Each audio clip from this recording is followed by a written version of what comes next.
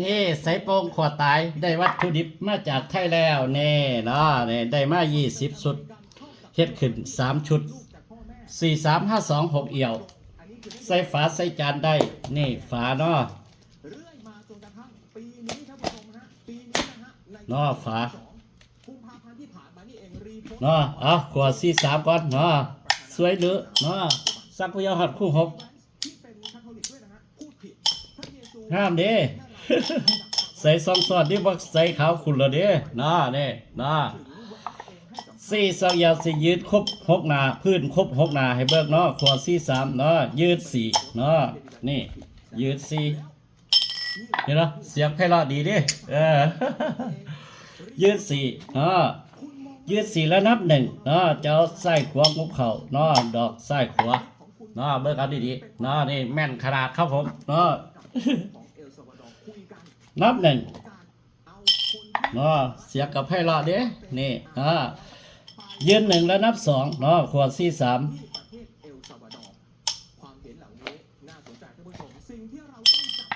เสียงดังฟังชัดถนัดหูนับ2เดินโดยไม่ต้องเข้าขวดเนาะเจ้าดอกหลังไปหน้าให้เบิ่งเนาะนี่2 ไว้หลังเนาะขวด43เนาะเดินแบบไม่ต้องเข้าขั้วนับ2เห็นไหมยืด2แล้วนับ3เนาะยืดได้เท่าหน้าปะยืนได้เท่าหน้ายืด2นับ3สิเข้าครัวให้เบิ้งบ่เข้ากลางจานดิสิเข้าครัวนี่ขอบจานให้เบิ้งนับ3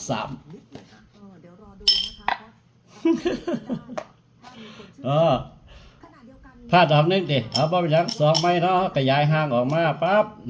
นี่นับ3ขั้ว43เข้าขั้วเห็นเหรอยืนขั้วยืน3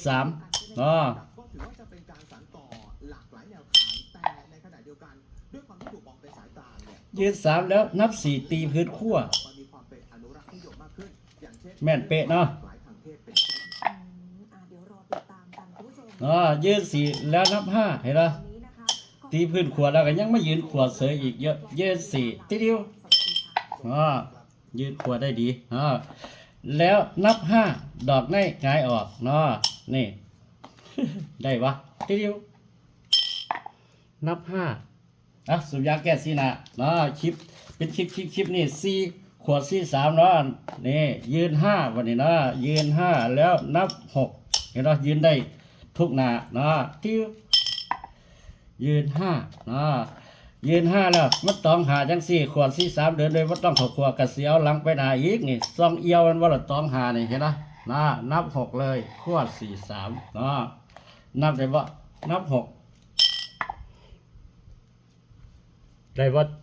คาดว่าเดี๋ยวเดี๋ยวต้องหานับ6เดินมันต้องเข้าขวดเรายืน6ตีพื้น6เป็นเอียวได้บ่ขวด43ยืน6